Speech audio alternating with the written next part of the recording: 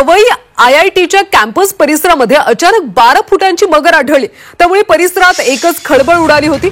ज्या ठिकाणी ही मगर आढळली त्या ठिकाणी लहान मुलांचा देखील वावर असतो। त्यामुळे नागरिकांमध्ये सध्या भीतीचं वातावरण आहे। याआधी सुद्धा कॅम्पसमध्ये तसंच आसपासच्या परिसरात मगरीचं दर्शन झालं होतं। दरम्यान या मगरीचा बंदोबस्त करण्याची मागणी स्थानिकांनी केली।